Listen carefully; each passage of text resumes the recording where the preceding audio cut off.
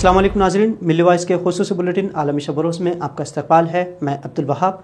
आज के बुलेटिन में हम देखेंगे भारत और दुनिया से मुख्तलिफ खबरें तफसील से, लेकिन उससे पहले डालते हैं एक नज़र अहम खबरों की सुर्खियों पर। महाराष्ट्र के काबीना वजीर छगन भुजबल ने पूछा, ब्राह्मण शिवाजी और संभाजी नाम क्यों नहीं रखते, खतरे में पड़ी कुर्सी। बढ़ती महंगाई पर आरबीआई गवर्नर का हुकूमत पर तंज, महंगाई को बताया मुल्क के लिए खतरनाक। ईडी की कार्रवाई यानी लूट मार, छत्तीसगढ़ के वजीर आला के सियासी मुशीर ने कार्रवाई पर नाराजगी जताई। बीजेपी उत्तराखंड में यकसा सिविल कोड नाफिज करने पुरअज़्म, वजीर आला पुष्कर धामी ने दिया इशारा। और मक्का मुकर्रमा में तूफानी बारिश, उम्रा ज़ायरीन का जारी रहा तवाफ, रूह परवर मनाजिर वायरल।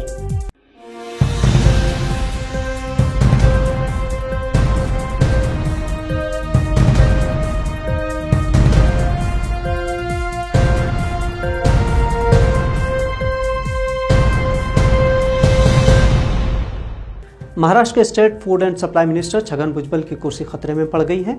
एक प्रोग्राम में ब्राह्मणों के खिलाफ तंज़िया जुमले भुजबल को महंगे पड़ सकते हैं। ऐसे इशारे मिल रहे हैं कि जल्द ही उनसे वजारत छीन सकती है। किसी जमाने में शिवसेना में 2 नंबर के लीडर रहे छगन भुजबल अपनी शोला बयानी की वजह से हमेशा सुर्खियां बटोरते रहे हैं। सियासत का तवील तजुर्बा रखने वाले छगन भुजबल मौजूदा हुकूमत में एनसीपी अजीत पवार ग्रुप का हिस्सा है। ब्राह्मण तबके के ताल्लुक से मुतनाज़ बयान देने की वजह से भुजबल के खिलाफ ब्राह्मण समाज मुत्तहिद हो गया है और उनके खिलाफ कार्रवाई के मुतालबे में शिद्दत आ रही है। ब्राह्मण महासंघ के सदर अनंत दुबे ने भुजबल के हल्के में एहतजाज किया और रियासती वजीर की गिरफ्तारी का मुतालबा भी किया। साथ ही उन्होंने ये इंतबाह भी दिया कि कार्रवाई न होने की सूरत में मंत्रालय तक मोर्चा निकाला जाएगा। बताया जाता है कि एक प्रोग्राम में भुजबल ने ब्राह्मणों पर इल्ज़ाम आयद किया कि ब्राह्मण अपने बच्चों के नाम शिवाजी और संभाजी नहीं रखते। भुजबल के इस बयान से ब्राह्मणों में खासी नाराज़गी देखी जा रही है। सियासी मुबस्सिरीन का कहना है कि भुजबल का मुतनाज़ा बयान उनकी वज़ारत छीन सकता है। टमाटर, प्याज और दीगर ग़िज़ाई अशिया की कीमतों में लगातार इजाफा भारतीय मईशत के लिए ख़तरनाक है और महंगाई में इजाफे के वक्ती झटकों को कम करने के लिए सप्लाई को बेहतर बनाना इंतहाई ज़रूरी है। इस तरह का कहना है रिजर्व बैंक ऑफ इंडिया के गवर्नर शक्तिकांत दास का। मुल्क में बढ़ती महंगाई ने आला हुकाम को तशवीश में मुब्तला कर दिया है और इसीलिए महंगाई पर लगाम लगाने गवर्नर का ये बयान सामने आया है, जिससे मरकज़ी हुकूमत की खले खुलती है। शक्तिदास का कहना है कि टमाटर, प्याज समेत दीगर ग़िज़ाई मसनूआत की कीमतों में लगातार इजाफा मईशत के लिए ख़तरनाक है और सब्जियों की कीमत में इजाफे का झटका मुख्तसर मुद्दती है और मॉनेटरी पॉलिसी मौजूदा झटके के इब्तदाई असरात को कम करने का इंतजार कर सकती है। शक्तिदास के मुताबिक आरबीआई मुहतात रहेगा कि महंगाई के इन झटकों के दूररस असरात मुरतब न हो। खुराक की कीमतों में बार बार इजाफा इस्तेहकाम के लिए ख़तरा है। खुराक की कीमतों में इजाफे का मरहला सितंबर 2022 से ही शुरू हो चुका है। गवर्नर ने कहा कि आरबीआई महंगाई को 4% पर रखने के हदफ के लिए पुरअज़्म है और मुल्क में बुलंद शरह सूद तवील अरसे तक बरकरार रहने वाली है। मरकज़ की मोदी हुकूमत अपने सियासी हरीफों को खौफजदा करने के लिए सरकारी जांच एजेंसियों का इस्तेमाल करती है। कांग्रेस और दीगर सियासी पार्टियां इस तरह के इल्ज़ामात हमेशा आयद करती रही हैं। हो सकता है अपोजिशन के इस इल्ज़ाम में कोई सच्चाई ना हो, लेकिन छत्तीसगढ़ में ईडी की कार्रवाई को लेकर हंगामा बरपा है। ईडी ने बुध को छत्तीसगढ़ के वज़ीर आला भूपेश बघेल के सियासी मुशीर विनोद वर्मा के घर पर छापा मारा था। उसके बाद वज़ीर आला के ओएसडी के घरों पर भी छापा मारा गया। वज़ीर आला के सियासी मुशीर विनोद वर्मा ने ईडी की कार्रवाई को डकैती करार देते हुए संगीन इल्ज़ामात आयद किए हैं। वर्मा ने कहा कि ईडी की छापामारी एक डकैती है। उन्होंने दावा किया कि उन्होंने अपने घर के सामान और सोने के ज़ेवरात के तमाम बिल पेश किए हैं, फिर भी ईडी ने यह कहते हुए तमाम सोना ले लिया कि यह सोना कहां से खरीदा गया था। इस बात की तस्दीक के लिए कोई ठोस सबूत भी नहीं है।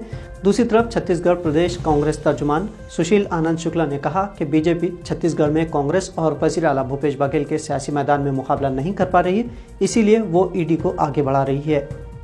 उत्तर प्रदेश के समाजवादी पार्टी के खदावर लीडर आजम खान को नफरत अंगेज तकरीर मामले में सुप्रीम कोर्ट से राहत मिली है। सुप्रीम कोर्ट ने साल 2007 के मुबैना नफरत अंगेज तकरीर केस में आजम खान को अपनी आवाज़ का नमूना देने के ट्रायल कोर्ट के हुक्म पर रोक लगा दी है। जस्टिस एएस बोपन्ना और जस्टिस प्रशांत कुमार मिश्रा की बेंच ने एसपी लीडर आजम खान की अर्जी पर समाअत के बाद ट्रायल कोर्ट के हुक्म पर रोक लगा दी और इस मामले में यूपी हुकूमत और दीगर को नोटिस जारी किया है। इलाहाबाद हाई कोर्ट ने 25 जुलाई को निचली अदालत के हुक्म को बरकरार रखते हुए इस मामले में मुदाखलत से इनकार कर दिया था। उत्तर प्रदेश के साबिक वजीर आजम खान के खिलाफ इंतहाई कम वक्त में दर्जनों मुकदमा दर्ज किए गए थे, जिसे सियासी दुश्मनी से ताबीर किया जा रहा है। सियासी दानिश्वरों के मुताबिक जब तक आजम खान सियासी फ़ायदा उठाते रहे तब तक उन्हें कुछ नहीं किया गया, लेकिन जैसे ही उन्होंने यूनिवर्सिटी की तामीर शुरू की तब से फ़िरक़ापरस्त ताकतें उनके खिलाफ मुत्तहिद होकर उन्हें तालीमी मैदान से दूर करना चाहती है। بی جے پی اقتدار والی ریاستوں میں اقلیتوں کو ہراساں کرنے والے اقدامات معمول کا حصہ بنتے جا رہے ہیں۔ آسام میں ایک سے زائد شادیوں پر پابندی کی بات کی جا رہی ہے تو اتراکھنڈ میں یکساں سول کوڈ کے نفاذ کا شوشہ چھوڑا جا رہا ہے۔ اتراکھنڈ کے وزیر اعلیٰ پشکر دھامی کا کہنا ہے کہ ریاست میں جلد ہی یونیفارم سول کوڈ کے نفاذ کے لیے مسودہ تیار کیا جائے گا، کیونکہ ریاست کے عوام نے اس کے لیے بی جے پی کو مینڈیٹ دیا ہے۔ پشکر دھامی نے دعویٰ کیا ہے کہ اس سلسلے میں ریاست کی تشکیل کردہ کمیٹی نے 2,35,000 لوگوں کی رائے بھی لی ہے اور عوامی رائے عامہ کا احترام بھی کیا جائے گا۔ آپ کو بتا دیں کہ بی جے پی نے سال 2022 کے اسمبلی انتخابات میں یکساں سول کوڈ کو انتخابی موضوع بنایا تھا۔ اتراکھنڈ کے وزیر اعلیٰ نے اپوزیشن جماعتوں کے ذریعے بنائے گئے انڈیا اتحاد پر بھی سخت تنقید کی ہے۔ انہوں نے کہا کہ اپوزیشن جماعتوں کا نیا اتحاد یو پی اے کی ہی نئی شکل ہے۔ وزیر اعلیٰ دھامی نے انڈیا اتحاد کو نئی بوتل میں پرانی شراب قرار دیا ہے۔ تلنگانہ میں پی ایم آواس یوجنا پر عمل آوری میں دھاندلیوں کا انکشاف ہوا ہے۔ سماجی کارکنوں نے اس معاملے میں باضابطہ شکایتیں بھی درج کروائی ہیں۔ سماجی کارکن ثناء اللہ نے حکومت کے احکام کا حوالہ دیتے ہوئے کہا کہ ضلع کلکٹرز کو ہدایت دی گئی ہے کہ مسلمانوں کو ان کی آبادی کے تناسب سے 10% فلیٹس مختص کیے جائیں، لیکن اگر قرآن اندازی میں کسی بھی مسلم درخواست گزار کا نام نہیں آتا ہے تو اس کا مطلب یہ ہوگا کہ مسلمانوں کو یکسر نظر انداز کیا جا رہا ہے۔ اسمبلی کے پچھلے مانسون سیشن کے دوران اکبر الدین اویسی نے ریاستی حکومت سے مطالبہ کیا تھا کہ وہ اس مسئلے کو حل کرے اور اس بات کی ضمانت دے کہ double bed room housing scheme کے تحت وعدہ کردہ 12% مکانات مسلمانوں کے لیے مختص ہیں۔ تلنگانہ حکومت کے اعلان کے مطابق حیدرآباد میٹروپولیٹن ڈیولپمنٹ کی حدود میں تعمیر شدہ ڈبل بیڈ روم فلیٹس کی تقسیم 2 ستمبر سے شروع ہونے والی ہے۔ سماجی کارکنوں کا کہنا ہے کہ موجودہ تقسیم کا عمل مسلمانوں کی نمائندگی کی ضمانت نہیں دیتا۔ اور ناظرین، اب کچھ عالمی خبروں کی جھلکیاں۔ ترکی کے صدر رجب طیب اردوغان نے اپنے ملک دشمن عناصر کے خلاف سخت موقف اپنانے کا اعلان کیا ہے۔ اردوغان نے کہا ہے کہ دہشت گرد یا تو توبہ کریں یا ہتھیار ڈالیں یا پھر قانون کے آہنی پنجے کا سامنا کریں۔ اس کے علاوہ ان کے پاس کوئی اور راستہ نہیں ہے۔ صدر اردوغان دارالحکومت انقرہ میں افسران اور این جی اوز کی گریجویشن تقریب سے خطاب کر رہے تھے۔ اردوغان نے کہا کہ جھوٹ اور پروپیگنڈے سے دھوکہ کھا کر پہاڑوں پر جانے والے نوجوانوں کی تعداد میں روز بروز کمی واقع ہو رہی ہے۔ انہوں نے مزید کہا کہ ترکیہ یقینی طور پر دہشت گردی کی لعنت سے چھٹکارا حاصل کر لے گا اور ترکی اور خطے کے مستقبل میں کسی دہشت گرد تنظیم کے لیے کوئی جگہ نہیں بچے گی۔ کیتھولک عیسائیوں کے روحانی پیشوا پوپ فرانسس کا کہنا ہے کہ مذاہب کا منافرت پر اکسانے کے لیے استعمال بند کیا جائے۔ پوپ فرانسس نے مذاہب کے نام پر تشدد کا شکار افراد کے دن پر خصوصی پیغام دیا کہ تشدد، انتہا پسندی اور اندھی جنونیت کے لیے مذہب کے استعمال بند کیا جانا چاہیے۔ قتل، دہشت گردی، جبر اور جلاوطنی کے لیے بھی خدا کا نام کا استعمال بند کیا جانا چاہیے۔ اس کے علاوہ پوپ فرانسس نے مصنوعی ذہانت یعنی آرٹیفیشل انٹیلیجنس کے ممکنہ خطرات پر عالمی سطح پر غور و فکر کا بھی مطالبہ کیا۔ انہوں نے کہا کہ مصنوعی ذہانت یعنی آرٹیفیشل انٹیلیجنس کے استعمال میں چوکس رہنے کی ضرورت ہے۔ غزہ پٹی سے مقبوضہ فلسطینی فضائی حدود کی طرف بڑھنے والے 2 ڈرونز کو روکنے کے اعلان کے بعد صہیونیوں کو شدید تشویش لاحق ہو گئی ہے۔ صہیونی حلقے تل ملا اٹھے ہیں۔ فلسطینی مزاحمتی تنظیم حماس کی صلاحیتوں میں دن بدن اضافے نے صہیونیوں کی نیند حرام کر دی ہے۔ فلسطینی ذرائع کے مطابق 24 گھنٹے سے بھی کم عرصے میں 2 ڈرونز اڑانے کی مزاحمتی عمل کو اگرچہ آئرن ڈوم کے جوابی حملے کا سامنا کرنا پڑا ہے، لیکن اس سے صہیونی حکومت کے سیاست دانوں اور یہاں تک کہ عام لوگوں میں بھی تشویش پیدا ہو گئی ہے۔ صہیونی حکومت کے عسکری اور سیکورٹی ماہرین نے اس بات کا اعتراف کیا ہے کہ ڈرون کے میدان میں فلسطینی تنظیم بالخصوص حماس کی صلاحیتوں میں اضافے کی طرف اشارہ ملتا ہے اور یہ ظاہر کرتا ہے کہ تنظیم کی صلاحیت میں دن بدن اضافہ ہو رہا ہے۔ صہیونی ذرائع نے اس حوالے سے لکھا ہے کہ اسرائیلی فوج نے پیر کے روز غزہ پٹی سے اڑنے والے ڈرون کو مار گرانے کے لیے آئرن ڈوم سسٹم کو فعال کر دیا ہے۔ حالانکہ صہیونی فوج کو آئرن ڈوم استعمال کرنے انتہائی مہنگا ثابت ہوتا ہے، جبکہ فلسطینی تنظیم حماس کے ذریعے بنائے گئے میزائل انتہائی سستے ہوتے ہیں۔ اس کے باوجود صہیونی فوج اور عوام بوکھلائی ہوئی ہے۔